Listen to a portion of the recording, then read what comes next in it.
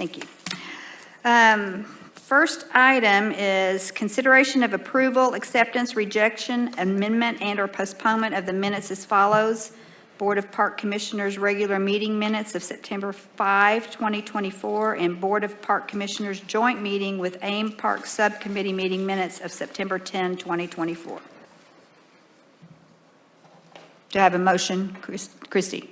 I move to approve the minutes. Thank you. Do I have a second? I second. Thank you, Billy. All in favor? Aye. Any opposed?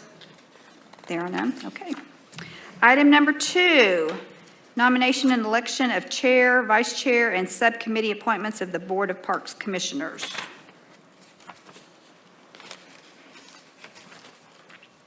And I think we have on page 10 of your book the current officers and the current subcommittee people.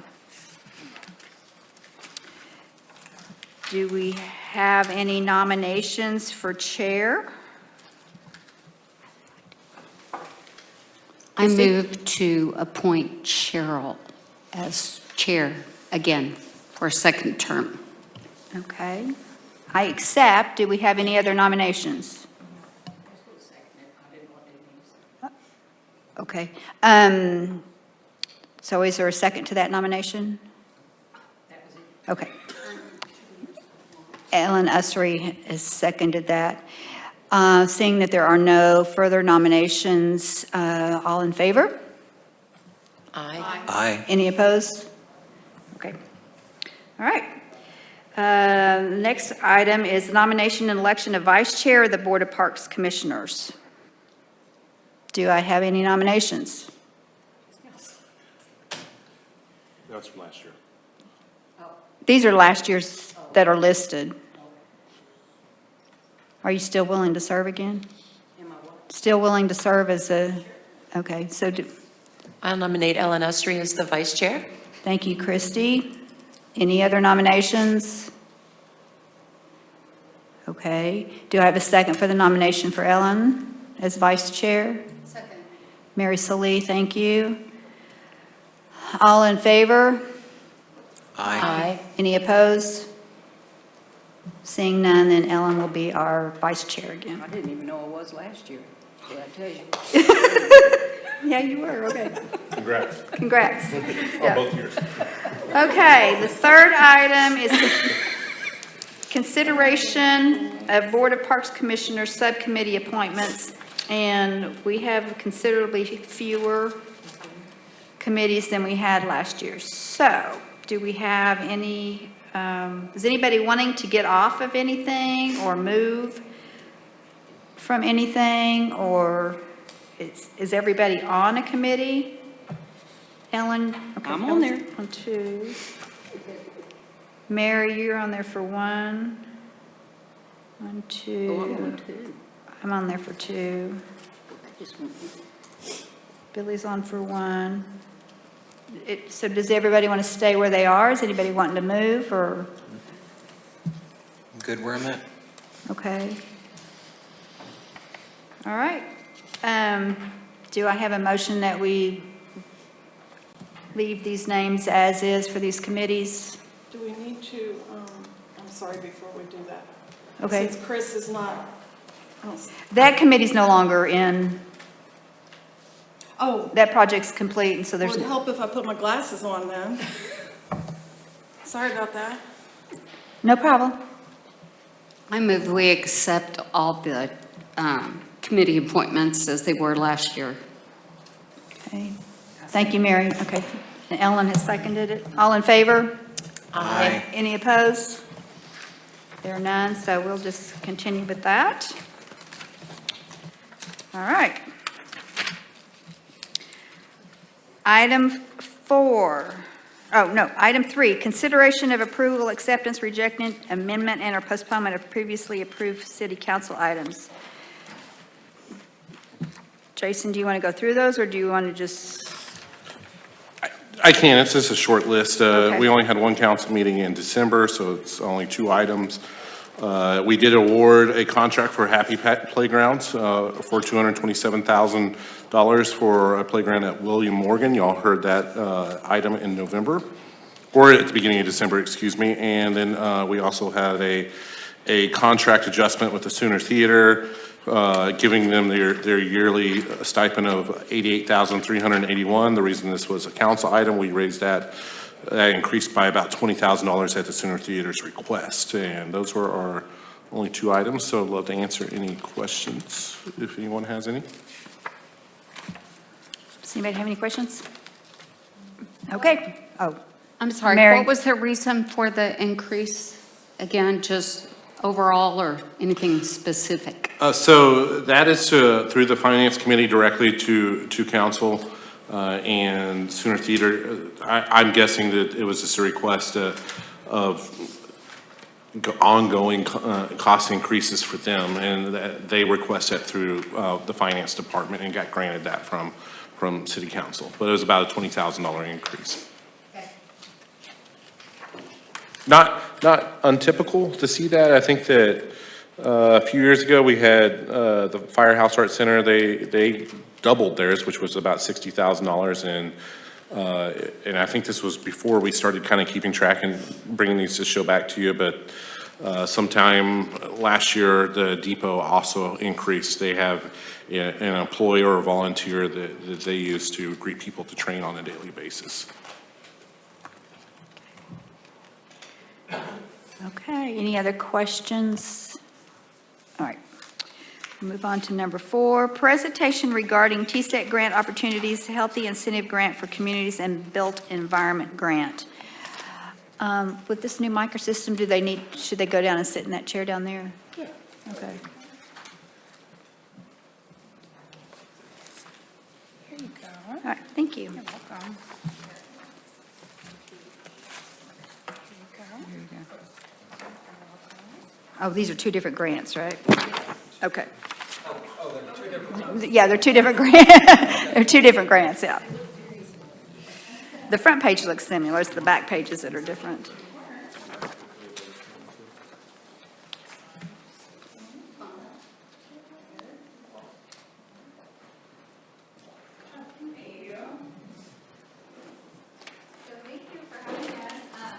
Sarah Bloom. This is Kinsey Thompson, and we are from TSET, Healthy Living Program, out of Norman Regional Hospital. So we've had the opportunity to meet with Parks and Rec for several months with their interest in doing different things. I think Jason can talk a little bit more about what they think they want to do, and we can tell you. We just wanted to give you kind of an overview of the 2 grants that we're looking at. Do you want me to do that before we talk about what? Okay. Okay, so the Healthy Incentive Grant is the first one I'm going to go over. It's been around TSET for the longest time, I think, and so we're looking at that. Basically, those are designed, you can see in the middle section at the top there, that to help cities and towns adopt and implement best and promising practices for tobacco-free environments, access to healthy foods, and physical activity opportunities to improve residents' health and quality of life.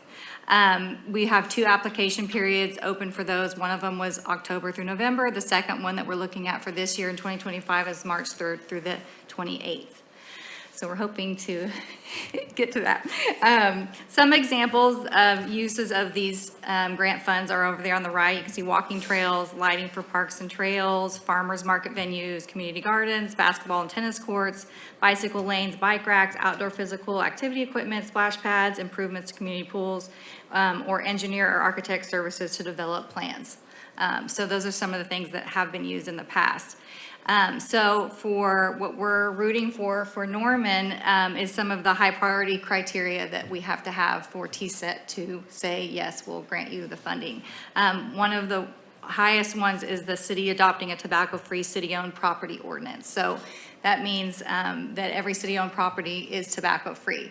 And we've accomplished that everywhere except for Westwood Golf Course and parking lots of playgrounds. So that has held us up in the past, but we feel like we're in a good spot for that to improve and hopefully be supported at this time. I actually was able to speak to Mayor Heikela at the State of the Schools in Norman this last month, and he seems very supportive of it also, so we're rooting for that. And then also, another one is the city adopting a zoning ordinance which restricts selling tobacco products within 300 feet of schools and playgrounds. That's already been through one. Yeah, that went through planning commission, which is one of the steps, and was approved by them, which they are also a recommendation board, but they approved unanimously. Almost said anonymously, sorry. Yeah. I'm just getting back to work. I know. Yes, back to work. So that's good news too. And among many other criteria that he's working on, one of the things they obviously also want is worksite wellness for whoever's applying. So the development and implementation of worksite wellness policy, and then promotion of the Oklahoma Tobacco Helpline, which is our biggest, the biggest resource we have. Well, now we actually have many others, also including texting for teens, but like it's the longest lasting thing we've had for tobacco cessation, and the Shape Your Future website, which is health promotion. So they like for people to do that. So if you want to turn over on the back, Norman is classified as the large category, so its funding's based on population size of city and town. So this has been around the longest. Like I said, in 2012 and 2013, they've already received two amounts that equal $50,000, and there's silver, bronze, and gold. So they've received bronze and silver, so we're going for gold this time, and that would be the remaining eligible funds for Norman for this grant would be $100,000. So that's what we're looking at. And all funds must be spent within 1 year from the date of the award. So that's just kind of a quick synopsis. We didn't want to bore you with too many things about that. Yes, and so, like Sarah said, my name is Kenzie, and I'll just be giving a little overview of the second grant opportunity, which is the Built Environment Grant. And so this grant opportunity, it opened November 19th, and it'll close February 12th. This grant is very similar to the Healthy Incentives Grant, however, there are some differences.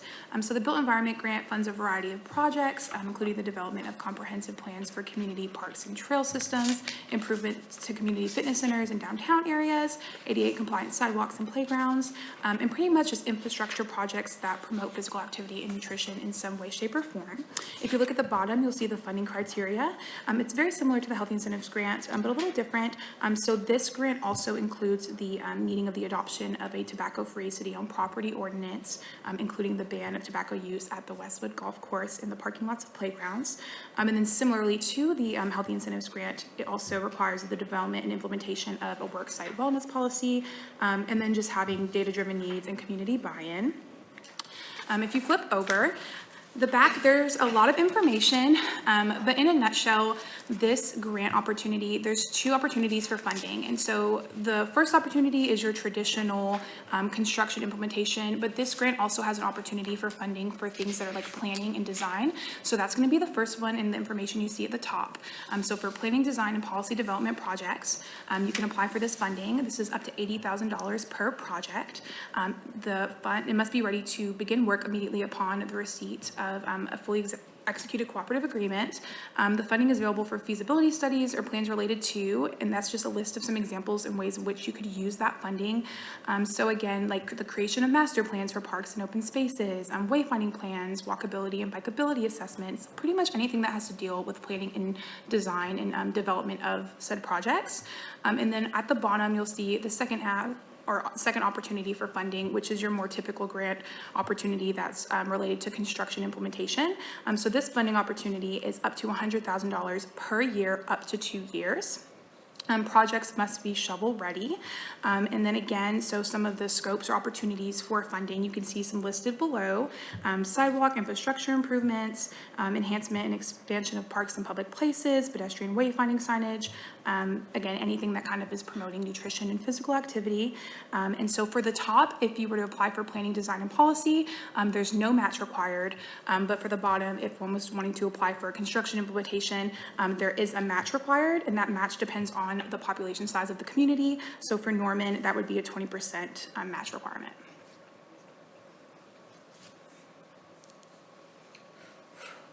Yeah, I know, sorry, a lot of information. We didn't even include all of the stuff. Jason, do you have something to add on this, or? So as we were gone through this, we've already talked to council about this, and I think we've talked about it a few several times. And we tried to bring this through a couple years ago, just didn't make it all the way through council at that time. But the projects that we're kind of looking at is, one is a Miracle Field, which is a all abilities baseball or t-ball type field that already has a planned spot at Reese Park. Also, another project, if we can't get complete construction documents ready for that in time to apply for the grant, is the possible replacement of Kid Space. We do have construction drawings ready to go out there, and that is one of the goals of the Parks Department. That playground, if you talk about the model of that playground, which is a wood playground that was built in the late 90s, I think it opened up in 98 or 99, it is past its useful life. Usually a playground ideally is 15 years, and with that one being all wood, it is a constant maintenance nightmare, and we're out there replacing areas of it constantly, and not even to even dive into the areas which we don't know about that's rotted below ground. And we think it's far more extensive, and it's going to become worse and worse every year that it kind of rolls through there. So we've talked to that playground company. We do have plans for something that's very similar to that, and we can even go as far as doing another community build if we ever get to that area. So we have projects in line, ready to go. We do have a design plan for a playground. If we can't get to the point where we can get design plans ready for the Miracle Field, we do need probably somewhere between 45 and 60 days to get plans, which we think would be sufficient for that to get to the agreement of that grant. But we also have a few more hurdles to hop through on our end, which is that zoning ordinance, which, like I said, went through planning commission and got approved. And that's just basically you can't sell tobacco products within 300 feet of a school or a business that is mainly focused on 18 years and younger. And then we have talked to the golf course several times. We have even our TSET ladies have sat out there and polled. It'll tell you a lot that most of the people refuse to answer or don't want to answer because they don't want to talk for other people at the golf course. But most of the portions that do answer is almost 100% that they support a no smoking out at the golf course. We already have no smoking at the clubhouse, and it's supposed to be within, I believe, 50 feet of the building. So out on the golf course, it probably won't, we don't think that would affect business at all. So let's get a little bit of the background on it. I think it was 2 years ago when we brought it to you. It was approved then. Like I said, didn't get all the way through council. But we're hoping, and we know that we have council support this time. We've already done a meeting with them, and they're happy to approve, but this is just one of the stamps we like to get along the way to make sure that the resident group that represents our parks has say into what happens out there and what we are going to use the grant funding for. Y'all been trying to do this a long time. I mean, y'all remember starting, and it was, no. Yeah, Now finally. I know. It's taken a long time, but Was it the golf course that was the the biggest golf one? is Yes. There's Yeah. cigars. Right, the cigars. Yeah. And you can tell this everywhere. I think with the change of smoking and just we live in a healthier society than when this was when we started doing this in the 2000s. So it's just not a priority for everybody anymore, and most people actually prefer non-smoking compared to the people that want to smoke at this point. Does this include vaping? Yes. That would be one of the small things that when this was originally passed as an ordinance, vaping didn't exist, so this would come back and clean that up Okay, and add that language to it. And for those who are asking, also includes if you're smoking marijuana products as well. Yeah. okay. Any kind of smoking. does enforcement have any piece of this? I don't remember. So the enforcement of this is if somebody's smoking in a park or on the golf course or public, somebody has to file a complaint, and then that person also has to be there to sign the ticket with that person who is smoking there along with it. So in the history of this whole ordinance, not one single time has there been anybody cited. Is the Healthy Incentive Grant, will it fund the Miracle Field? Is that what? It would fund a small portion of it. So between the Miracle Field, I think our estimates are, we don't have true construction drawings, so we don't have anything to do estimates off of it, but the best of what we can tell is going to be somewhere between $750,000 to $1 million. Okay. And then so there's a little bit to make up there, of course, which we think that between private fundraising and council's interest in this, it's a possibility that we could get there pretty easily. And if we just turn to the playground, we think the playground somewhere in the $700,000 range. So that, the built grant, or the Healthy Incentive Grant could be the playground, and then this other would be these other They all can use for the same community, all project. different community things. So, and I can't remember the total, so we're talking about somewhere in a total of $300,000 possible if we get everything added together. Yes, 100,000 for the healthy incentive, and then the built environment is 100,000 per year, up to 2 years. In the playground, we'll get cheaper if we decide to do the community build. $700,000 estimate, that's if we do all contractors. What is the source of the matching, or does that matter? It would have to come from either a capital fund or a operation from the city. So what we need to do is we're not here to accept these approvals to apply for the grants, but we need to support updating the city ordinances to ban the use of tobacco products at Westwood Golf Course. You'll see on page 49, the recommendation from the staff. Says it is recommended that the Norma Board of Park Commissioners support updating city ordinances to ban the use of tobacco products at Westwood Golf Course and parking lots, and recommend that the city council update city ordinances to ban tobacco products on all city property, including parking lots and Westwood Golf Course, and updating zoning ordinance related to the sale of tobacco products within 300 feet of schools and playgrounds. Ellen has made a motion that we accept this recommendation. Is there a second? I second. Mary Salee has seconded. Is there any further discussion? All in favor? Aye. Any opposed? None. So that recommendation has been passed. All right. Item number 5, we now go to the annual report from the Parks and Recreation Department. So we have Parks. So I think about 3 years ago, we started doing this. Traditionally, in the past, we would have monthly, this would be all mixed in some kind of each division would go in a different month. But with the passing of Norman Ford and our operating partners growing larger along with that, and with the hotel motel tax update, we've decided to, as a staff, to kind of do this a little bit differently. And also, it's a good refresher of what we do every single year, which is a lot.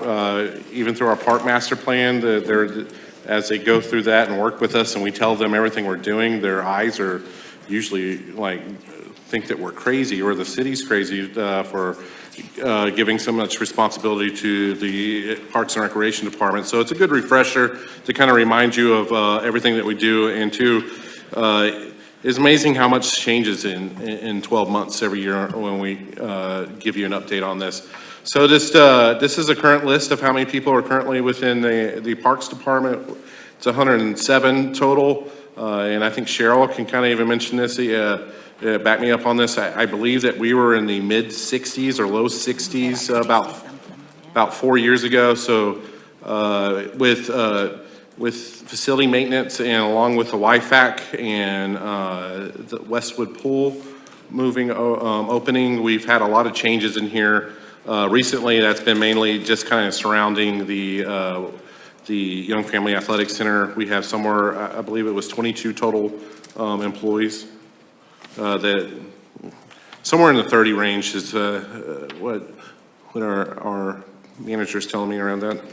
But a lot of people that go through here, so this is just kind of the full list broken out into every division that we have. Go ahead there. I'll hop into the administrative division, and then as we get past this, we'll turn it over to each division manager to talk about what's going on in their division. They, of course, know a little bit more than I do. I like to stay at 30,000 feet, and I actually talk longer than they do, so they prefer, they go in there, they get more detail and done quicker.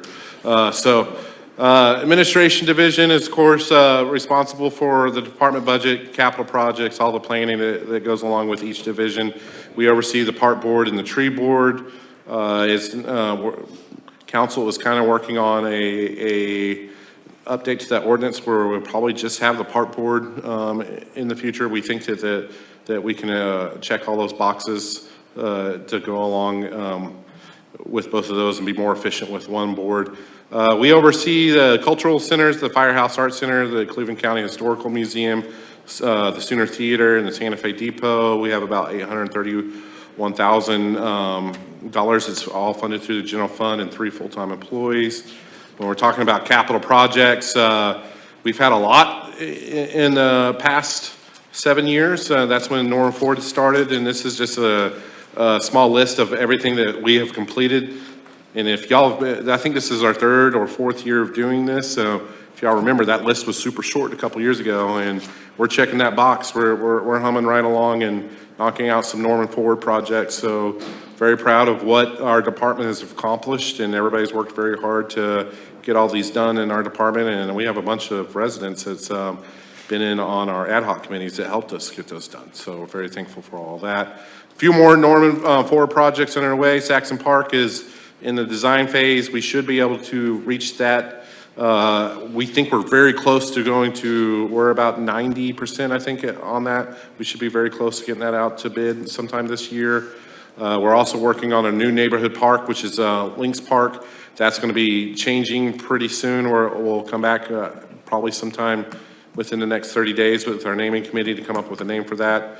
We're not going to call it Lynx Park unless that's what is nominated and the box is checked when y'all vote on that. So neighborhood park renovations that you'll see this year is William Morgan, which we've already showed that. Northeast Lions, so will also be coming.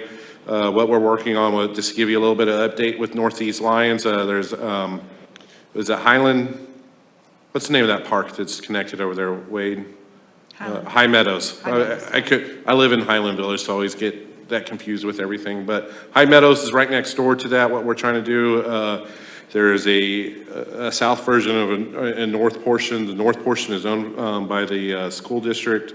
South portion is owned by us. What we're trying to do is do a land exchange. We're still negotiating that and get that whole property over there underneath us, and then which the city would own, and then we would kind of put in High Meadows into Northeast Lions Park and hopefully put our playground over there. Right now, that playground is in a not very public spot. It's kind of tucked away over there, and if you don't have a whole lot of public eyes on it or you can't see it from the street, you get a lot of vandalism. So we're in the process of trying to find a better spot to place that, and that's kind of our strategy right now. And the school, Norman Public Schools, is very on board with that, and we're just trying to figure out what properties we're going to swap with them to make that all happen. Other capital projects that are currently underway is Stormwater Park. We'll also bring that to you here very soon. We think within the next 30 days of getting that named. We're not going to call it Stormwater Park. We'll figure out something that's a lot cooler than that. That is, I think we're almost, they're done with, relatively done with construction documents with that. One of the things that we're waiting on now and into this month or at the beginning of February, There's a billboard that's inside that property that we're waiting for that contract to expire, and then we're gonna tell them to remove that, the owner of the billboard. We're also working on new restrooms and maintenance buildings at Reeves Park. Westwood Tennis Court improvements, 12th Avenue. We're having some interior improvements in there, mainly in the, we're updating offices and separating that, and along with a little project inside the after-school room. Tree planting projects in multiple parks and update some public landscapes. And also, we are adding additional lighted pickleball courts and sand volleyball courts at the Young Family Athletic Center. We're excited about that, and the people that live around 12th Avenue are very excited about that. So we hopefully won't have people playing pickleball late at night. It's kind of hard to make everybody mad at the airport since there's nobody living there, and we can be as loud as we want over there. So we'll hopefully move those to the YFAC relatively soon. One of the things that, is you guys, y'all are under the Parks Department, and y'all know what y'all do, but it's good to remind you about it. But y'all consider parkland dedication ordinances and requirements for residentially zoned plats. You also help us out with rules and regulations, suggest rules and regulations for maintenance and operation of the parks and recreation facilities. And y'all also consider other policies that are relative to those facilities and make recommendations to improve our parks and recreation facilities.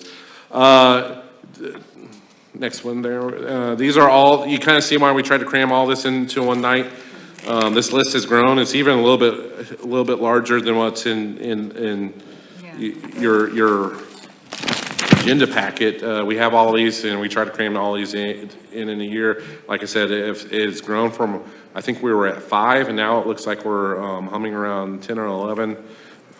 So it's good. That means our parks and recreation facilities are being used, and we have a lot of things going on.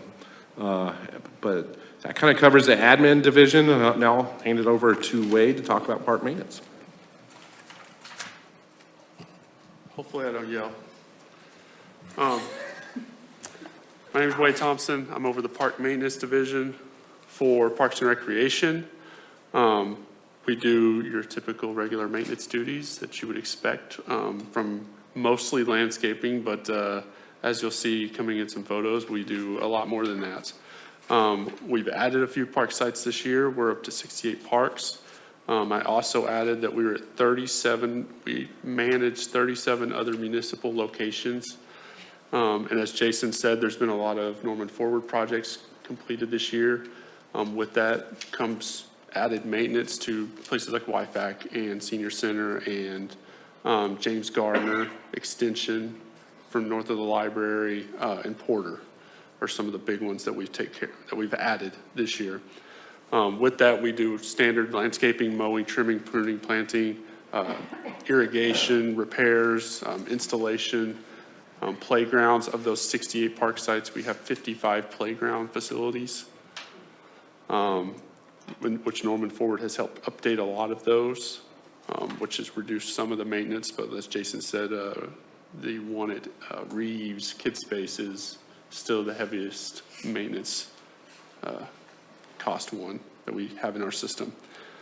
Sports field preparations, we do have some contracts on some of those with NYSA and the Optimist Club down at Reeves, but we still do assist with some of the general maintenance, especially on some of the new Norman Forward projects that's been completed to make sure that those stay up to our standards.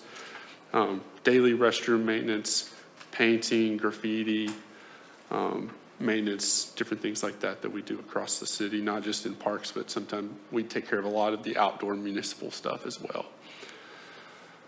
We assist and provide support for some of our special events, obviously Norman Fourth Fest, Winterfest, and then Winterfest on Main, which was new and fun this year.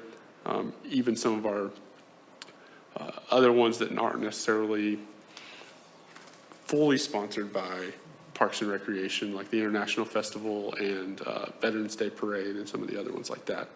We have 32 full-time employees, 8 seasonal. We go back and forth on the seasonal. We have had issues in the past trying to fully staff those 8 seasonal positions for the summer. So when we do that, we get with city management and Jason, and we try to move that into contract funds to help make those gaps up. $4.5 million operating budget funded by the city's general fund. We do have a few capital funds that we get on for small projects for maintenance upkeep that park development stuff helps us.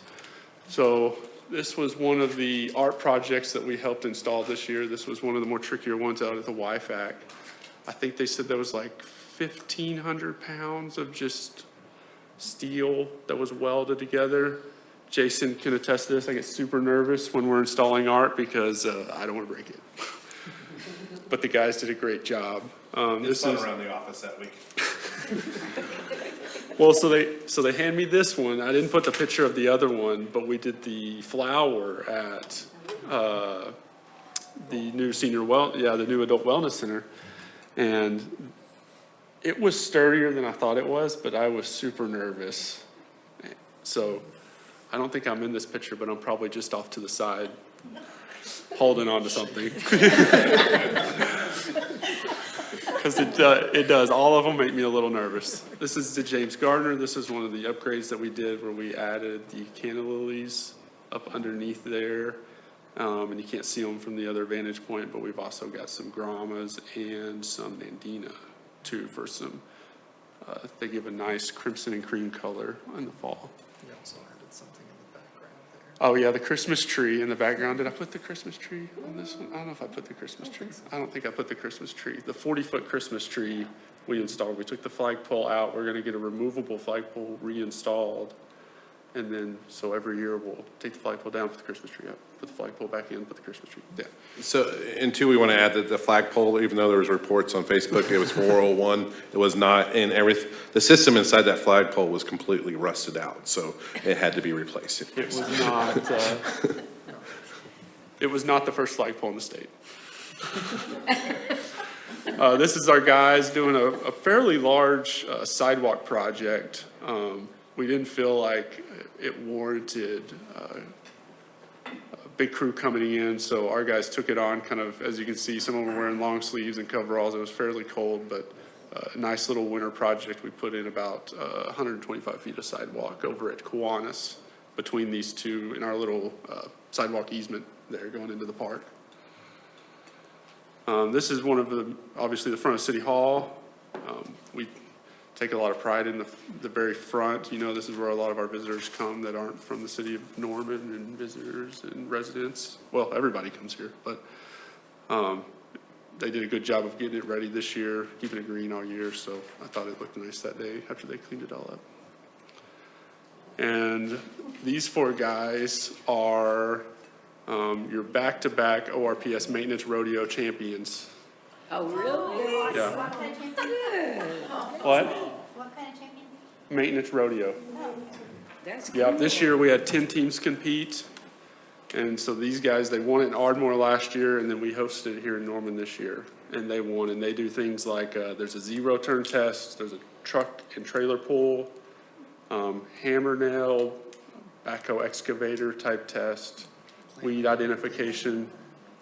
Yeah, Did you do that over by Wi-Fi? we did it behind Embassy. I saw it. I Yeah. didn't know what it was. I was going, what are they doing? Yep, so they take a lot of pride in it.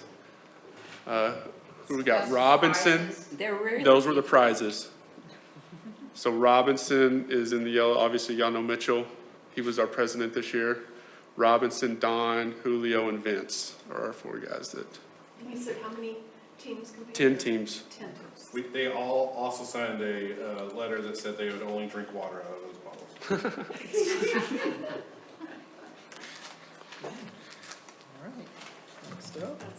That is cool. I saw that. I didn't know who was doing it. I just knew somebody was having a contest. So I don't know if y'all have ever met Lance, but Lance is our new facility maintenance manager. He's been here for a little bit, over a year, right? Yeah, year and 5 months now.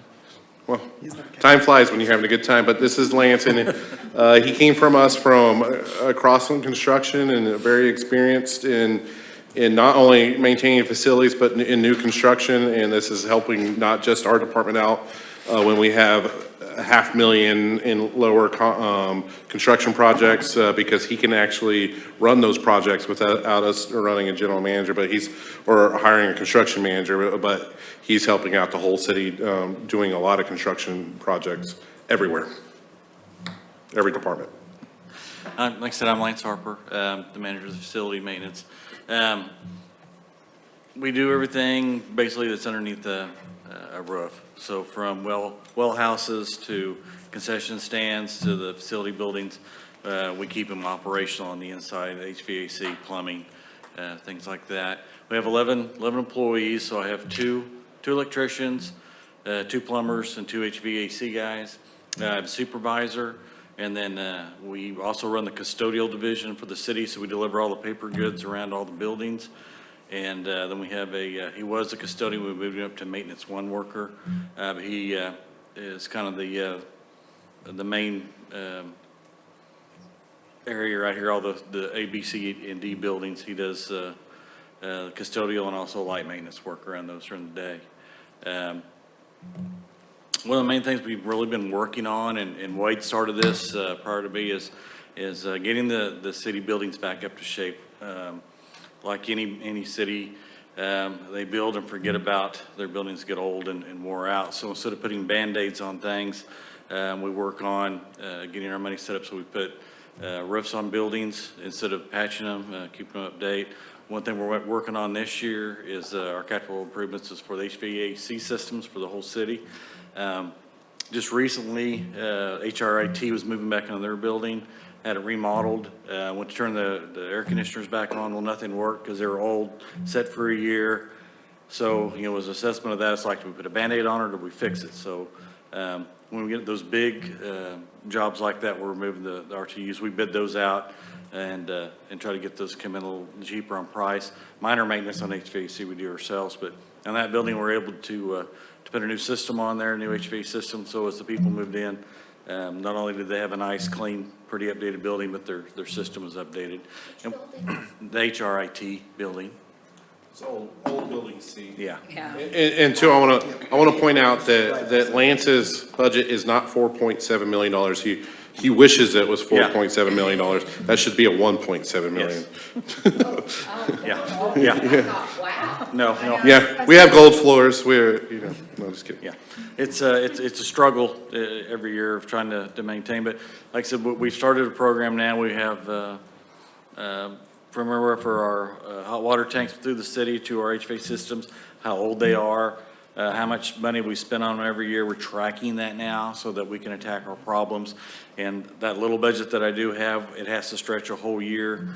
So it's going to help us, especially with our new move to really get on top of our HVAC systems and save energy. I mean, you get a unit that's 20 years old compared to a unit that's now, it's usually at a minimum 30% savings right off the bat. Some of the things that we're doing is LED lighting throughout the city. OG&E has given us some monies on that if some buildings work on that. So we've changed that quite a few of the buildings, including the fire departments, into LED lighting, improved the lighting for them, working in there. And we're slowly working through some more of the buildings. So it's one thing we're working on. Jason brought up about managing our own projects. Line maintenance got a new building out of the Norman Ford, but their old building that was attached to Fleet had outgrown theirs, so they were wanting to move in. Our estimates on that to build were the remodel was between $600,000 and $1 million. We had $300,000. We should have that project done in probably another month, and I'll come in under $300,000. So that was managing it ourselves, putting our own bids out, and saving that cost from giving that to other people. Keep it in-house, we got it done, so we're almost there. Which building? It's the Fleet building. It's where we take all of our vehicles to get worked on. North Base. Yeah, North Base. So the far west end of that was line maintenance at one time, and we gutted that part out, offices and the back part, put lifts in, changed out 2 of the HVAC systems, redid the offices completely, and got it kind of looking pretty good now. Has this budget increased at all with all these new facilities we have? I don't remember what it was last. No, like our operation budget has not increased. I mean, we'll have subtle increases that we ask for every year, but they're not that dramatic. So we're talking about anywhere, like plumbing supplies. He might go in there and ask for a $3,000 increase for that. Or something else. I was just using it as an example. Where you kind of see the bigger increases is that, when we started getting all these new buildings through Norman Ford, we did go back to council, and as part of the capital project area, they had 5% that was set aside just for facility maintenance. The city manager, suggested that since we're getting all these new buildings, that get changed to 7% of the total capital project would go back to facility maintenance, and that's usually about $1.2 million in capital projects. So when you're looking at that 1.7, ignore that 4, that's basically just to maintain our buildings, and then you got that 1.2 million in capital money every year, which we probably only budget somewhere around $750,000. We try to save a certain portion of that, about $600,000 a year, for emergency expenses, because you'll never know when an air conditioner will go out, or we find something inside of a building that needs to be emergency repaired. And that happens more consistent in what you think, but thank goodness we have that extra 7%. We probably, I know we're not gonna get it, but we probably easily, because we do have old infrastructure. When you talk about, we had a little renaissance in adding, I think we figured out somewhere in the 600,000 to 700,000 square feet in the past 5 or 6 years. It nowhere goes to probably what we actually need to cover everything on a yearly basis. That's why I asked that question, because 1.7 million for what you do is not a lot. No, So, it's a lot of juggling, but we do focus on fixing and replacing and no longer Band-Aids. So trying to prioritize, and then going out and getting the bids and trying to get a lot of the local suppliers and everything have been really good to Norman as far as giving us good pricing. So that's helped us. But I could use more money all the time. I always laugh, we want to build buildings, but we don't want to give money for the maintenance, you know? These pictures. Just the next one. Yeah, that's just a picture that's on the HRIT building where we're putting the new RTU units on top. And it was a quick turnaround. We did it in a week, so it wasn't bad. But there's always a project somewhere. Did they take out the generator? No, that's No, the still, generator's still there. It's still there. it's still really loud. We don't hear it anymore when it comes on every Friday, but it's still there.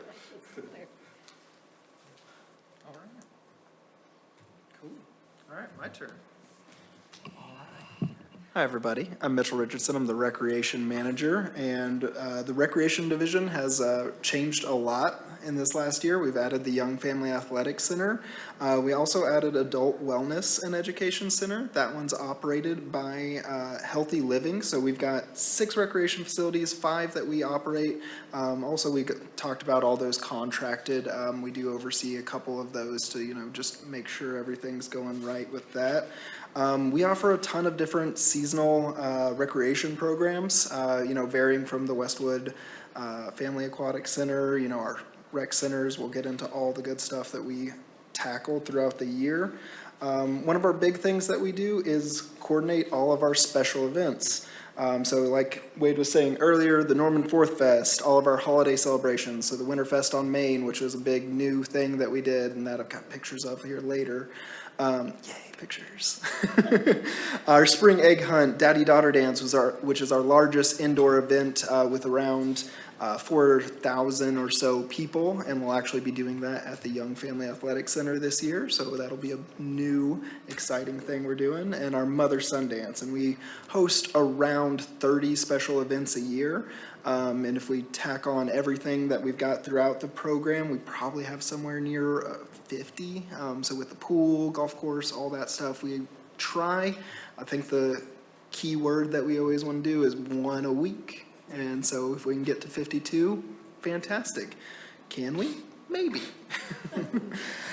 So we also offer, our youth basketball, summer camps, after-school programs, tennis programs, and the list goes on and everything that we do. It's just such a variety to offer. It's one of the things that we try is to offer something for everybody in Norman. And as you guys know, Norman is a varied community with a ton of different interests. All the way from our recreation centers offering judo to the Young Family Athletic Center offering men's basketball, everything, and we're introducing nature walks here. I mean, we're trying to hit everything for everybody so people can get outside or get active in any way they can. We also oversee the marketing for the department, so everything that you see through Facebook or through those newsletters or anything like that, that's something the recreation department oversees. We have 13 full-time employees, around 37 part-time employees, and a ton of seasonal staff. That fluctuates mightily with the introduction of the Westwood Family Aquatic Center. Those are all seasonal employees, so that can range anywhere between 120, 140 people at that time. With just the recreation section of that, 1.9 MMO funded by the general fund. Now I've got fun pictures for you guys. So this is the daddy-daughter dance. I think you guys have seen probably this picture before, but if you don't know about it, again, around 4,000 people roll through it in 3 separate dances. This year, we're going to be offering for the first time a sensory-friendly dance. So that'll be our 2 o'clock dance, the first one in there. So when you have the really little ones or anybody that's non-neurotypical, it will be less lights, sound will come down a little bit, and it's more of a smaller atmosphere, so not as many people will be at the dance, and hopefully they can spread out and enjoy themselves more individually. So that's a new thing we're going to be taking on this year, and something we're really excited to, even if it's not our huge giant dance. That's kind of the point, is to make sure that those people get included as well. The new shiny thing we did was our drone show here at the Winterfest on Main, with our new logo here. Thanks for approving that, guys. And so that was a really neat thing that we introduced here, because again, it's fairly hard to do fireworks in downtown Norman. There's not a lot of spots for that, but the drone show was a neat addition that we had a bunch of positive feedback on. Like we've said with the art installation, so we have Mecca 14 here in Reeves Park, and we have our fireworks show for the Norman 4th Fest, and he is out there viewing it, and it's even cooler. It's hard to get it because the fireworks right there, but he's glowing, he's got his eyes and the heart and everything is glowing, but this is just a fantastic shot to show. We had a 23.5-minute fireworks show this year with a false finale. So if you guys didn't get to catch it, so what it crescendoed, and you got this big, up, and everybody started clapping, and it gave it probably a good 10-second beat, and then a single shot up, and then music started, and it kept going another about 5 or 6 minutes, and it really caused a good promotion. Good idea, Jason. So that was on purpose. Yes, yeah, so that's the false finale is an idea that when you have larger shows, you're able to then kind of build in some of those ups and downs, because that's the point of fireworks shows. You're actually building emotion as you go up and down with different songs and different visual cues. And so this is the first time we did it, and it was a big hit, so I think we'll... I thought it was a mistake. Yep. Well, it's kind of like if you think about when you hit the snooze button, or you wake up really early and you're like, oh no, is it time to get up? Oh no, bonus sleep. I get another hour. So you just got some bonus fireworks right there. Some people start watching in the finale and they're watching it. Yeah. That's in going to their. That's true. That's true. And then we rewarded everybody that stayed to listen to our sponsors at the end as well. So there you go. So also at our recreation centers, we have classes that are going on. This was I'm trying to think of the square dancing group that came out, and so they were doing square dancing, and so we have, again, that variety of programming that's going through there, including one of our biggest things that we do at our recreation centers, which is our childcare programs, which include the after-school program and summer camp programs. So This was really fun. This was actually taken when I was at the rec center, so I know all those kids, and this is a good group. I'm glad we got this one in there. The Westwood is a special revenue fund with a $2.4 million operation. So what that includes is the Westwood Family Aquatic Center, the Westwood Golf Center, and the Westwood Tennis Center. So all those are included in this. The Westwood Tennis Center is a contracted, so they are contracted through it. The golf course used to be, and now they are implemented into our program, and they actually directly report to Jason. Yeah. But in that, we've got an 18-hole professional golf course, the tennis complex, and the swimming. The Westwood Family Aquatic Center has the lap swimming, lazy river water slides, wet deck, junior pool, seating, shade, all the good stuff. If you haven't been out, I think we've all visited that at some point. But they also do a ton of programming, as you guys saw in the last annual report, some of the best numbers we've seen for our programs, including swimming lessons and all that. The tennis center includes Pro Shop, 2 full-size indoor courts, which was a Norman Forward project, the 14 outdoor courts, and 4 youth courts. And they run lessons, leagues, and tournaments almost all year round here. And the golf has open play, men's and women's, and junior and senior activities, tournaments, lessons, pro shop, and the Westwood Turn Grill there. Golf course has approximately 35,000 rounds of golf per year. That has not been from me, though. I really can't golf. And it has 10 full-time employees and around 100 seasonal employees. Again, that just varies so much on that. Here's some pictures for it. We've got, obviously, the Westwood Family Aquatic Center. Here's the indoor facility for the tennis, which was the Norman Forward project, and just some beautiful courses. And so that is actually, the maintenance side is run by a specific golf maintenance group. And Wade assists with a few things here and there, because that's what he does, and he's amazing. I just put that on record as much as possible. Thank you for helping with all the special events. Yeah. I'll get you an updated script. Next, we have the Young Family Athletic Center. It's got 8 basketball courts, 12 volleyball courts, 18 pickleball courts that are interlined, a competition and recreation swimming pool. We have a concierge partnership with Beanstalk Coffee and Snow to sell all of our concession stands, offer to some of our snow cones. Mixes great with a very expensive floor. But they do a fantastic job, and it's really nice to have that available there. In there, there's also a physical therapy clinic operated by Norman Regional Health Services. We host local sports leagues, clubs, the academies, and swimming meets. We partner with the Sooner Swim Club, Norman Public Schools, and Rise Volleyball to help put on programming throughout the year. And we also have regional and also national sporting events. We hosted the only live tournament in Oklahoma, including bringing around 200 to 220 Division I and Division II college coaches into Norman to watch at an Adidas tournament here. And so that was a very big thing for us to overcome really, because it happened in May, and that was a really early into the, it was a good time though. It was really neat to see. And that has around a 1.2 million, it is a special revenue fund, just like the Westwood Family Aquatic Center, or Westwood whole thing. Yes. What's the cut on doesn't the city take a percentage of the revenue from the concessionaire? Yes, I believe, if I can remember right. So the total contract is about, they pay $35,000 a year for lease space, and then 2% of all That's sales. Thank you. I was like, from what we've heard, it's been good for them as well.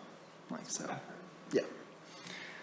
And just some pictures for you. So this was at one of I'm blanking, I'm sorry, Aiden, I'm blanking on his last name. He was, he's a Norman, Aiden Hayes, yep.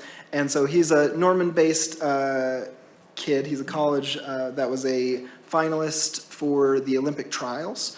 And so he came and hosted a swim clinic with us, and so we have a lot of, and he was able to do this very quickly and put it together. And so this was a great shot that we took during that.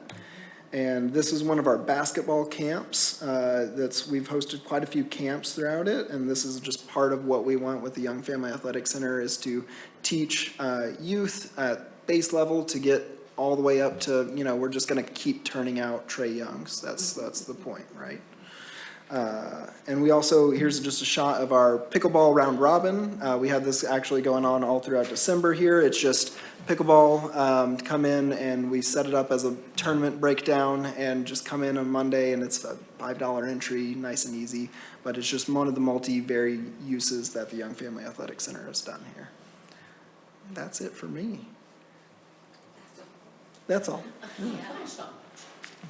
All right, real quick, we'll go through park development. James couldn't make it tonight, but park development is a division that coordinates all our construction projects using, doing our capital projects in the park system with, along with supervision of the urban forestry program.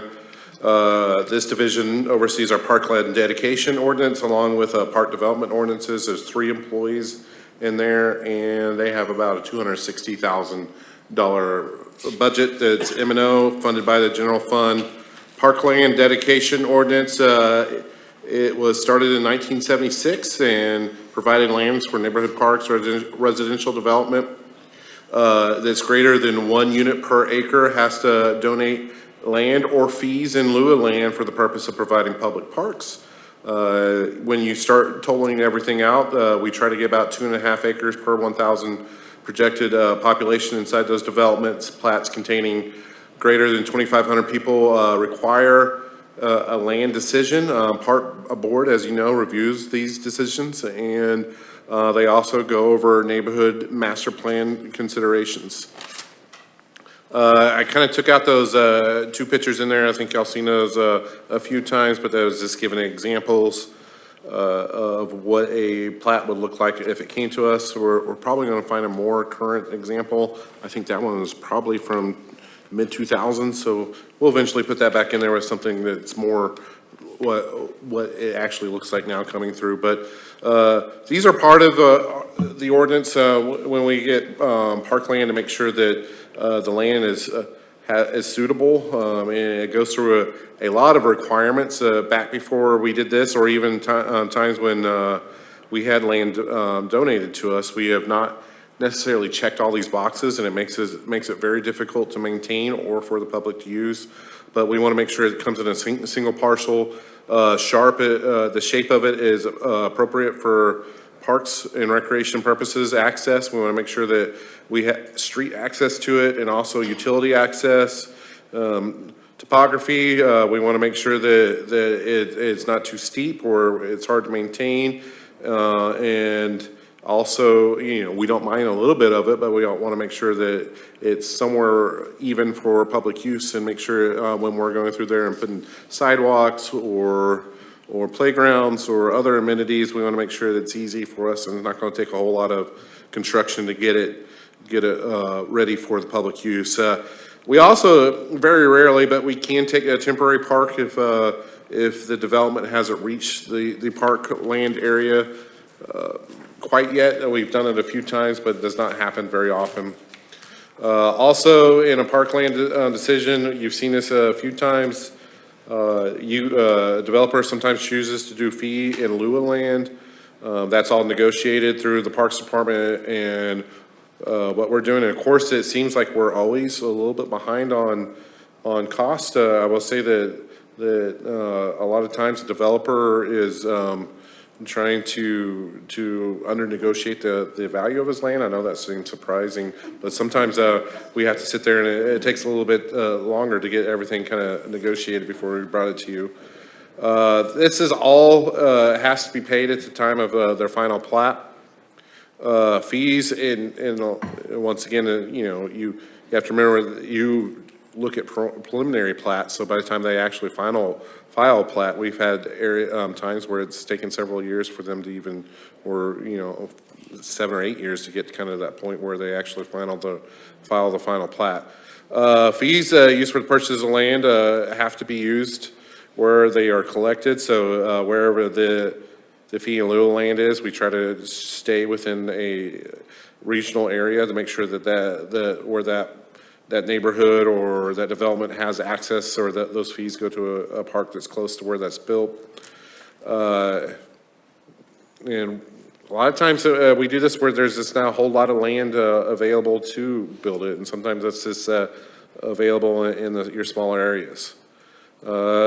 Private park options, going over that, this has also become more popular with our developments, and a lot of times you'll see your higher end developers want to do their own private parks because they can offer more or have a higher end park and also maintain it somewhat better than what we can offer. So that you'll see this a lot of times, and this helps the property values in there. So you're seeing this more and more often, especially with like Ideal Homes and developers like that. It's got to be requested by the developer. Most of the time and all the time, we have to make sure it's at least twice the amount of public land required, and it must be maintained by the HOA or POA. Developer may relieve neighborhood portion of development fees by providing a like amount of park improvements. So when they do private park options, we do like to make sure that they're doing park type development in there. So we've gotten burned on that quite a few times, so we try to make sure, or we'll go pull their preliminary plat and kind of show them what they told us they were going to do. And then a pool doesn't count, right? Remember?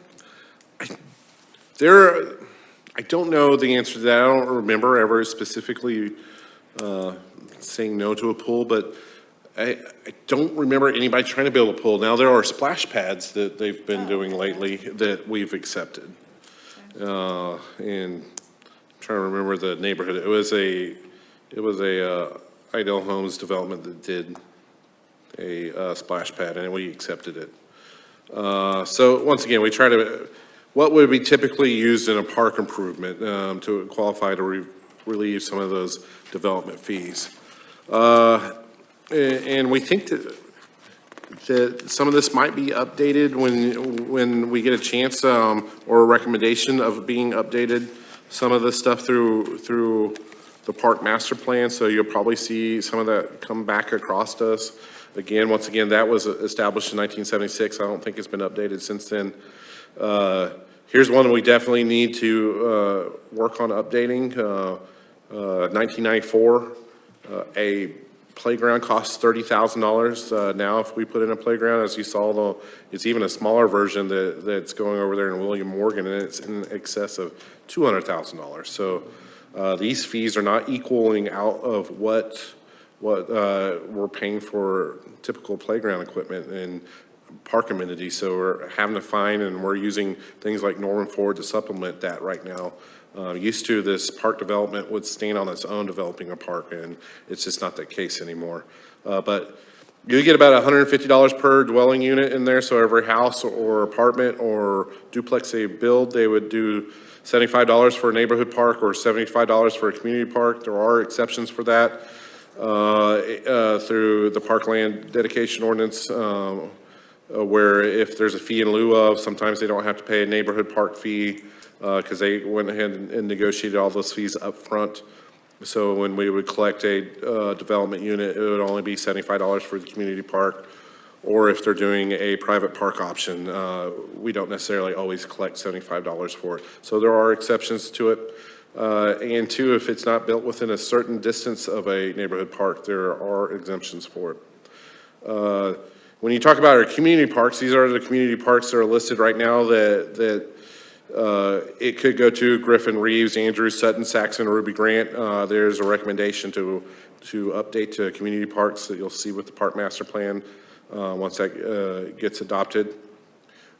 Fees are assessed to builder at the time of their building permit. So when they go through there, and this is after, a little bit different than our other the land dedication ordinance, so we'll collect this at the time when they file a permit to build the house.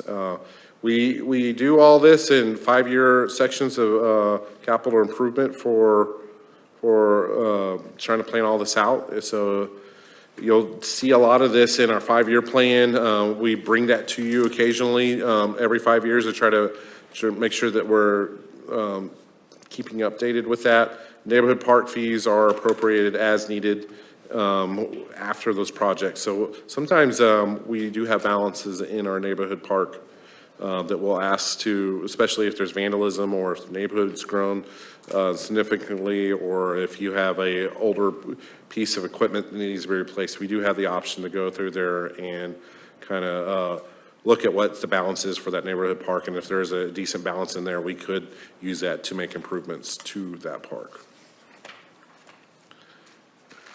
I think that's about it for our this year's 101 of this, so hope to answer any questions. So you said shelf life on the kids' space was about 15 years because it's made of wood. So all these new extensive playgrounds, what do they kind of have a warranty, or do they, are they built? So your warranty on any new playground, and correct me if I'm wrong, is typically 1 year. But the recommendation on all these playgrounds, which is why we're kind of going back and saying, hey, we need to do something better for our playgrounds, but your lifespan on any typical playground is 15 years. We've been getting somewhere between, some of these playgrounds are now getting replaced, those playground systems are 35 to 40 years old. Yeah. So we're way behind on the extended life of these. But these new fancier ones, like made of metal or whatever, I mean, are not designed to go longer than 15 years? No, it's still about the same. In an ideal world, we would replace a playground every 15 years.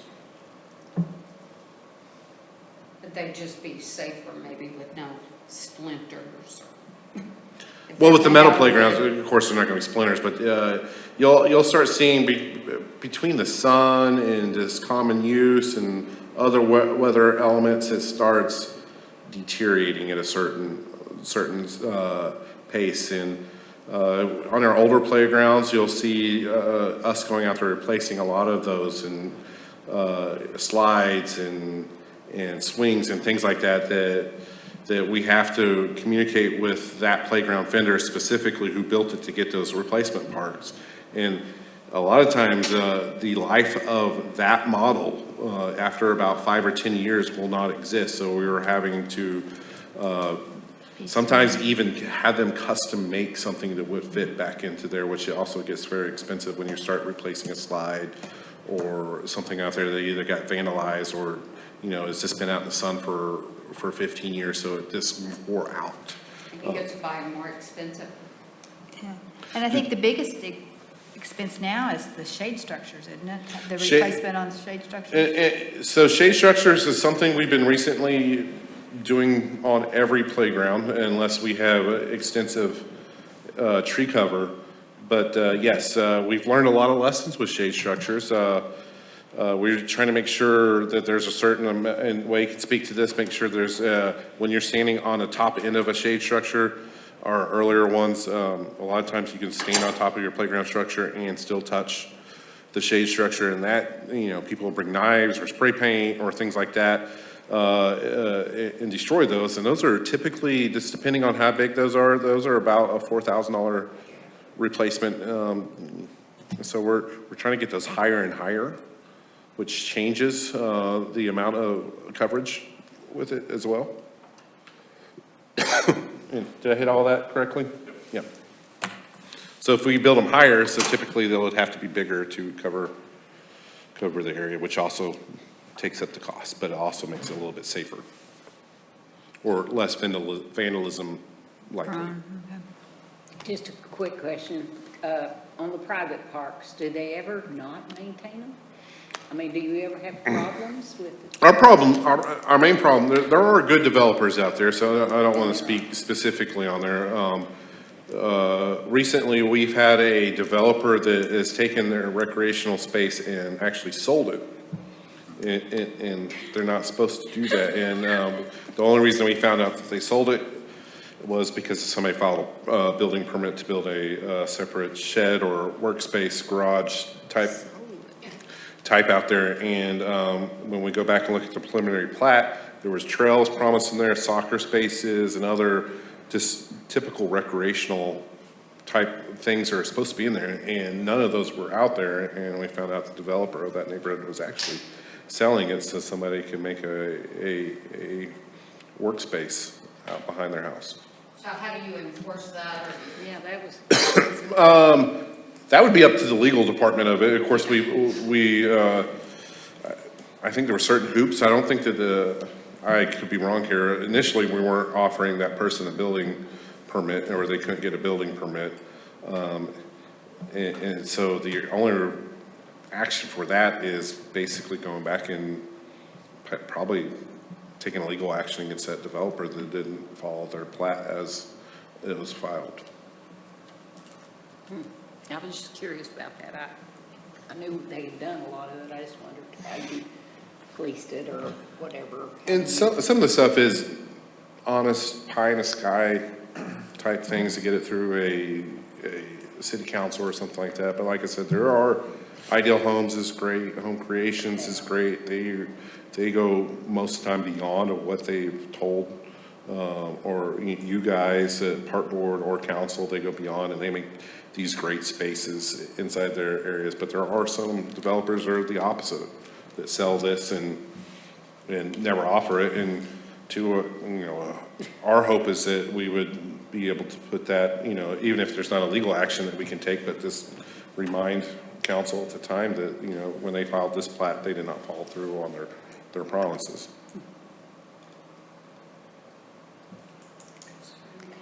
Any other questions regarding the annual reports? Moving on, item 6, Norman Forward update. I think we hit most of this at some point tonight, but William Morgan, we do have a playground that went through council, has ordered it, so you're typically 3 to 4 months out on getting that delivered and installed according to what y'all saw in that picture last council meeting. And also Saxon Park, like I said, we're about 95% out there. We're pretty close to start working up construction documents along with taking that to bid. I think that we'll bring it back. I believe that we promised to bring back that to the ad hoc committee before we went out to bid one more time, and at least go over what our bids are if we go out to bid and bring it back to them, because there are going to be some choices, and that's going to be semi-tight on the budget once we get it out there. Just to remind you that everything, when we put these budgets together in 2015, there's a lot of differences in cost between 2015 and currently. But those are our two major things that we have out there right now. Besides that, we're rolling, got most of our stuff done, and not a whole lot to update Norman Forward wise besides those two. And item 7 is divisional update. We kind of covered all those, unless, Mitch has some things, I'm sure. Daddy-daughter dance? I'll be quick. So February 1st is the daddy-daughter dance. It's again at YFAC, Young Family Athletic Center. So that'll be a really cool new venue for us that we'll be able to decorate and theme, and comes with its own challenges, but it's going to be a really special one. Also, our youth league, Winter Youth League at Young Family Athletic Center starts January 6th. And we have around 16, I think it's 1607. So around 1,600 kids signed up in that league with, it is packed in the evening from 5:30 till 9 at every court, almost every court, and it's going. So that's really something special here. And we have our Martin Luther King cleanup. So it's a park cleanup here. You can sign up to or volunteer to do a cleanup with a group or an individual here on Martin Luther King Day, January 20th. And along with that, we have the 12th Avenue Martin Luther King Day Child Care Camp. So that's all I got, though. I was like, I'll be quick. Anybody else? Moving on to miscellaneous. I do have one question. I know that we had the special meeting where we got to see the park master plan, the AIM Park Master Plan, and I've been reading about it in the newspaper, and I'm not sure, did I miss a meeting? Is there a point where? oh. No, I was getting ready to, that was one thing I was going to bring up, yeah. Well, I'll let you talk. Sure. The city council will be considering the Parks and Recreation and Culture Master Plan next Tuesday, the 7th, at 5 in the Executive Conference Room in City Hall. Molly Hanson, who you all met that night, will be here and presenting the plan to the council. You all are welcome to attend. It's this study session. And the study session is the first step of the adoption process and allows council members to get their first introduction to our final product. And because of time restraints, there won't be any questioning or no time for public comments, but you're welcome to come and hear that. And it is the first part of getting this master plan approved, which will probably be sometime, I think, in March or so. I think that just because we are the first one to present our plan to council, I think everything will get adopted in either May or June. So you'll have 5 more plans that has to go through this process. But we're the first one to check that box. More than welcome to show up. Doesn't mean that you won't be, there's no public comment and you can't necessarily give feedback, but there's always a chance that there will be questions asked, and y'all being one of the groups that are the most knowledgeable about it, you could be there to ask questions or answer questions. And you said you can just show up, you don't need to like sign up since it's a special meeting? Okay. The executive conference room, 5:30 next Tuesday. 5. 5 o'clock, okay. 5 o'clock next They must think Tuesday. we're gonna talk a lot, so then we have an hour and a half. Yeah. At least that's what my email says, it's 5. The good part is it can't go any longer than 6:30. Yeah. That's the good part. Because I got council meetings, so. Any other miscellaneous or any other comments? And we don't have, was somebody supposed to talk about this, or? No, I talked with this lady about the Wreaths Across America. It's a mobile education exhibit that is going to be in Oklahoma in May. She is with the American Legion, and she is going to come back. I told her that we'll get everything set up, and then we'll come back with you at a certain time whenever we get everything arranged. But we were hoping for something around Memorial Day, and hopefully we can get that set up. And I think from what she showed me, it's very cool. So if you want to look at this, or go home and look it up on the internet when you get home, it looks like something that will be really cool. And I'm sure our community and our veterans and everybody that has veteran family or friends would be super interested in getting involved with this. It's a very cool project. I know that. What's it called again? It's part of the Wreaths Across America, but Well, it's the, what do you call the? It's Wreaths Across America, but It is wreaths, but what they're bringing is the WE or whatever. It's a big mobile veterans museum kind of thing. And they had to have a place to put it. And okay, they thought it'd be good that Parks did it. So I told her to come tonight. yep. okay. Yeah, I know that this was the first year that they had done a cemetery in Norman. Right, I'm on board. Oh, you are, okay. Yeah, it was really cool. Was it? And it's gonna be better next year. It just was, it was being the first year, it was hard to get everybody tuned in. We sent all the people a letter. Well, I wanted, that had graves out there. and I wanted to talk to somebody about the DAR participating. Daughters of the American Revolution, Participating during that, during the Wreaths Across America. talk to Eileen, she's the one. Okay. American Legion. She's local. Yes, they're, yeah, our Since it was in Jedediah's, I told her that she can arrange everything through us because I know it would be well supported. We'll get a date and then we'll bring it back to you once we have everything scheduled. Seeing as we have no public